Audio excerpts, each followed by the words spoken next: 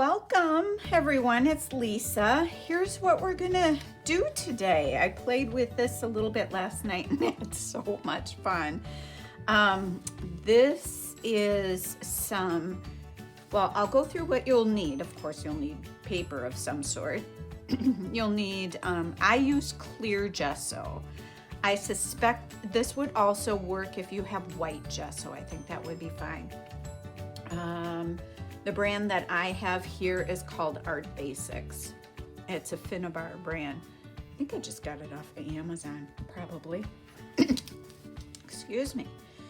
And then the other thing that you will need is you'll need a stencil. This particular one that I'm using is the Tim Holtz Rose stencil. Also purchased off of Amazon.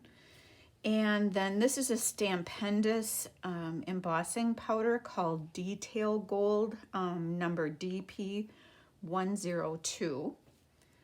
You'll need some washi tape. I just grab a washi tape that you don't care about that much, just for sticking down purposes, not for decorative.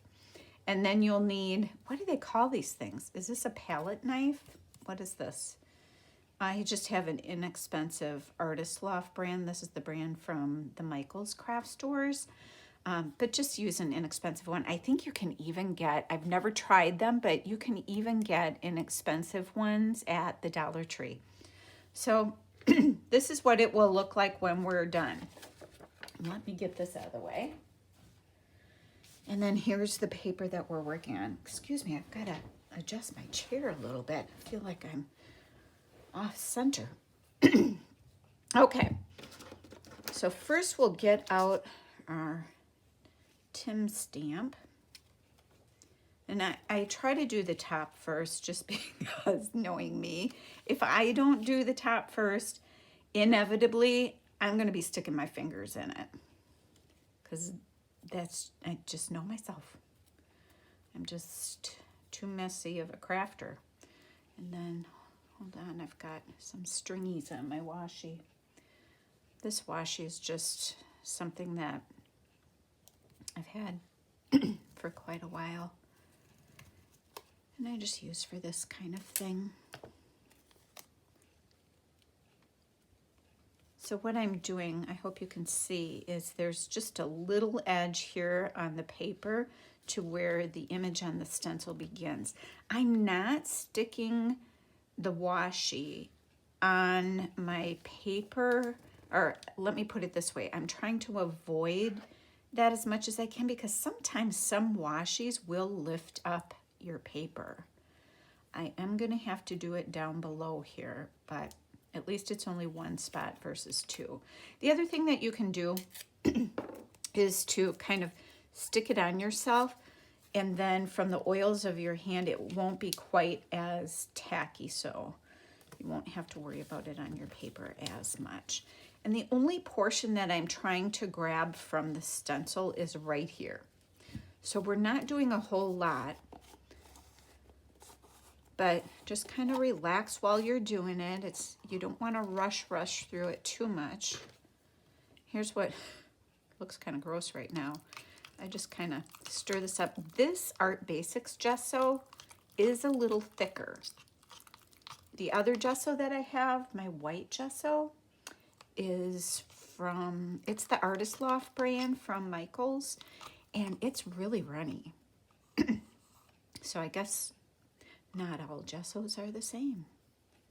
So I just take the long side along here, and I pick up a little bit. Don't pick up a whole bunch or you'll end up with a mess you don't want to have. I'm going to move this over a little. And then I just come in and very carefully just start laying it down in your grooves of your stencil. And it's okay to go both ways, but you see what I mean though? You don't want or need a whole big huge glop of it. Just gonna grab a little bit more to go on there. There we go. And that's all you need. Pick up the excess and then just wipe it off back in your jar. Take it off. Oops, I almost stuck my finger in it. See what I mean? All right, see, herein lies the issue. So when I want to do this, what I did the other day, or last night, hopefully this works again, is I just kept it up off of there. Oop. Okay, we're good. Maybe I'll just hold it. Pick up a little bit here again. A little more than that. Okay. We'll lay it down. The mistake I made when I first started trying to do this is I always took too much, and then it would go under the stencil, and I ended up with an awful mess. I'm just going to catch this since I dabbed it a little bit in there. Okay, there's that side. Lift that off. Voila. So here's what I do next. Let me just get this out of the way.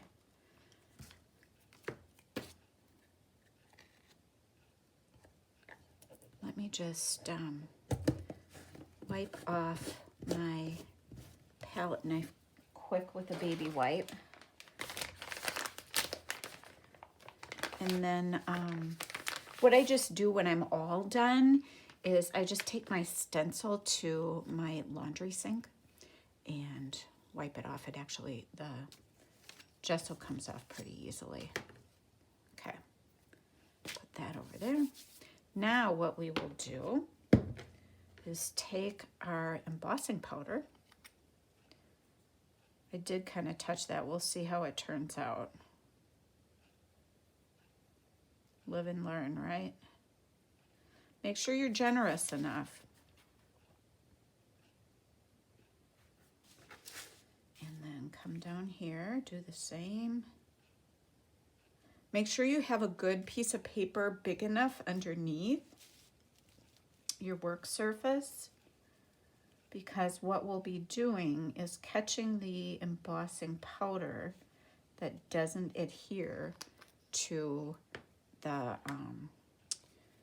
gesso. So then I just shake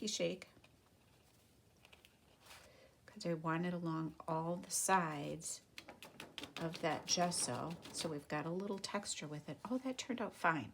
Okay, I'm just going to set this aside for a half a second while I deal with my mess here. And then you just bring it up, tap it down, because you don't want to waste your embossing powder. And then I put it back in the vial. I hope this paper isn't in your face.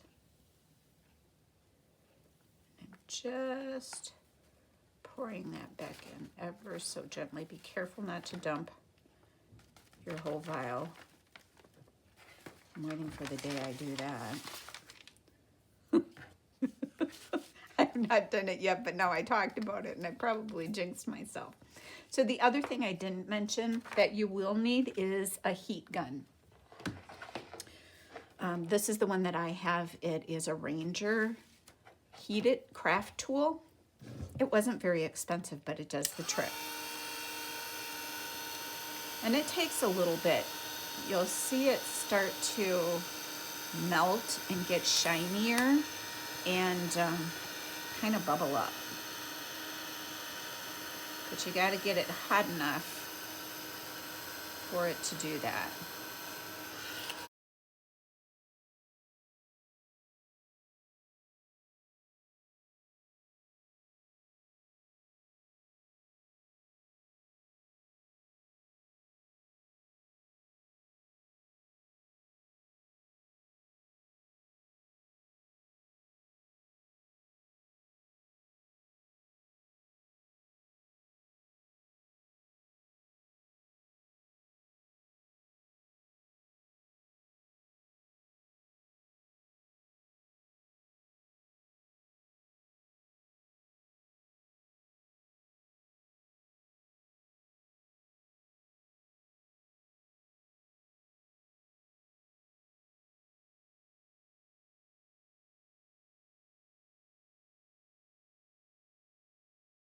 And notice I'm holding this probably, oh, maybe 2.5 inches above the paper.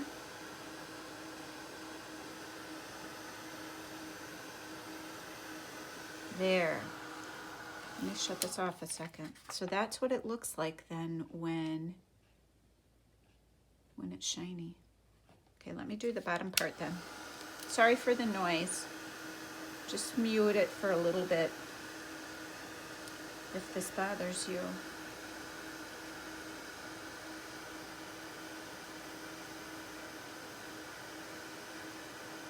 But this is such a fun technique on so many things. I really like doing it on papers like this because you don't want to, you got to be careful on how thick you're making your book. If you don't want the book uber chunky or too lumpy bumpy, I try to keep some kind of a happy balance. Sometimes I'm in a mood for some monstrosity like I did with my prom dress journal, but I was in the mood for lumpy bumpy with that.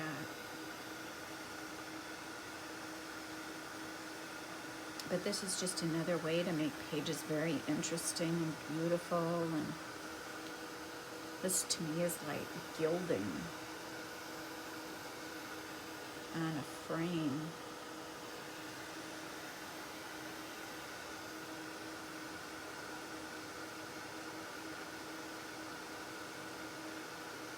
When Jane Austen's brother inherited that mansion, I bet there was gilding in the mansion, so she probably was accustomed to this because it's my understanding that she did go and spend time, actually lengths of time, at her brother's home. Okay, I am going to actually try to do the bottom first.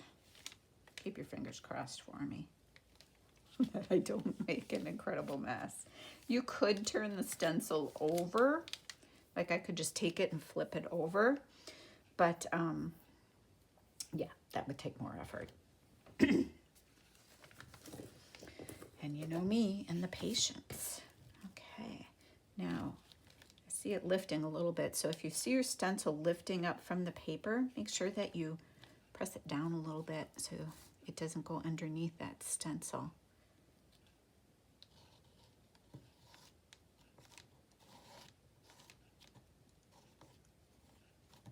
But this is just kind of, I don't know, it's relaxing and fun. I like doing this.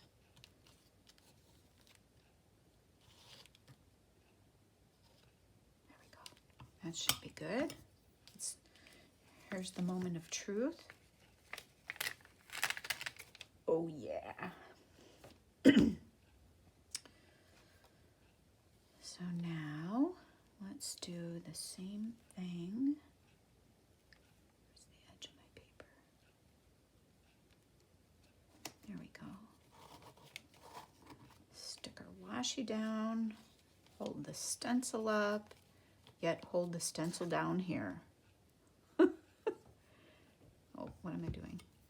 Grabbing my gesso incorrectly. I was doing it at the top. I find it easier to do this way. I don't know if this is the correct way to do it. I am not an artist per se. I could call myself that from the journals I make, but I wouldn't say like my son's girlfriend. She paints and does all kinds of incredible things.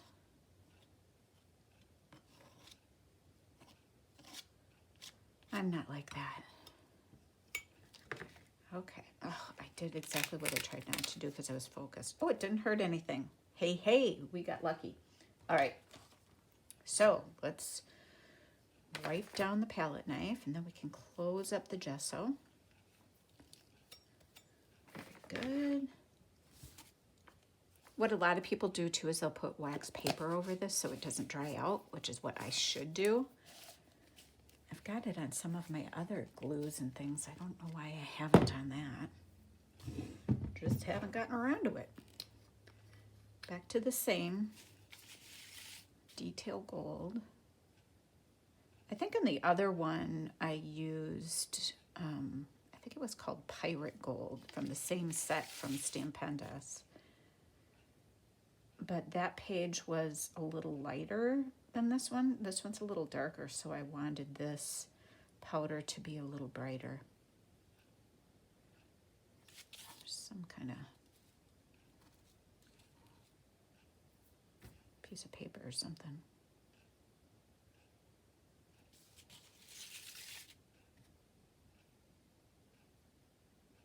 Don't be afraid to be generous. It's all going to go back in the jar. What doesn't get used anyway?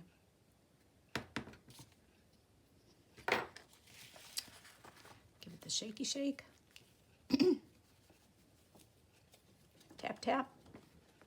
Not too hard because you don't want to have your powders come off, but I don't want a whole mess of it on here either, because see, now I can see some on the paper. And I shouldn't be doing this on this kind of a craft mat, but I am, because it's getting a little warbly. I need to get one of those. Well, I don't even know if you're supposed to be doing this kind of thing on a Tim Holtz glass mat. You know, those glass ones? Which, that's kind of on my list of things I want someday. They're not exactly cheap, though. But they're sure nice. But, what was I saying? I don't know if you didn't have that. I don't know if the glass could break from the heat. Got me. Hold on, I see some schnibbles. Okay. So I don't know what else you should be doing this on, like a metal pan or something.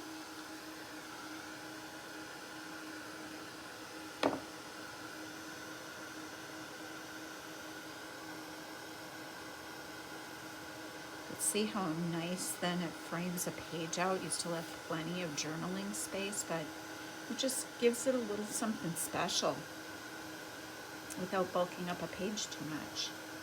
And then we can still put pockets and things on the other side.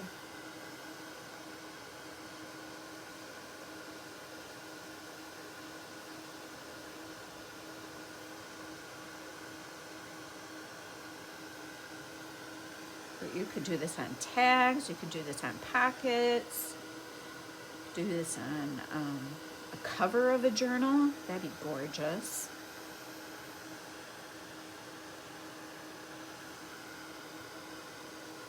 The possibilities are only up to your creativity.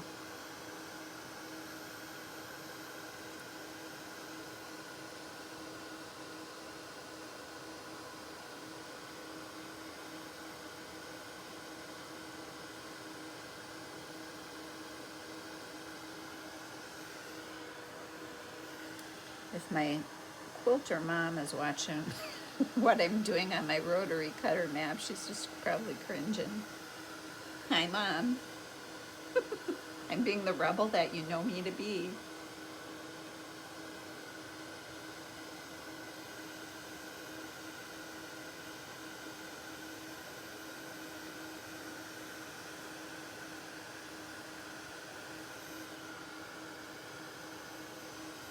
Again, this isn't the fastest thing, but it certainly isn't hard.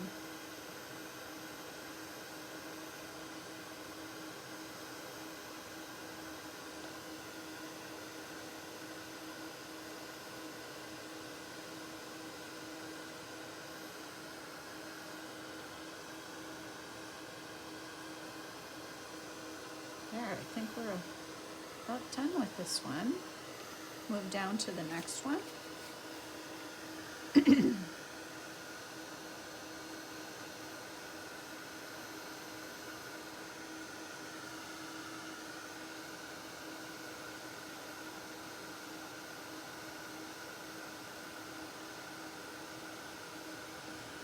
Yeah, another thing too is I think the thicker your gesso is, the longer it takes for the embossing powder to melt as well, because the gesso also has to dry under there.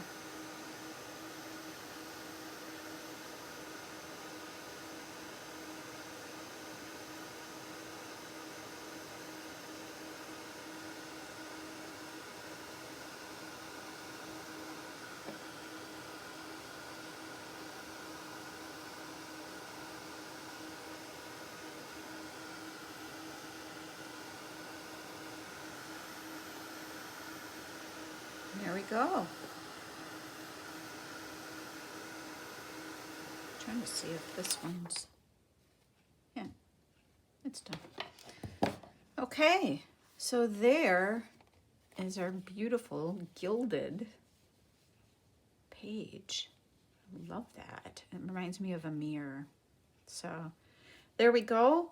This is just it for today. I wanted to come on and do something quick to show you another way to embellish your pages without adding bulk to your journal.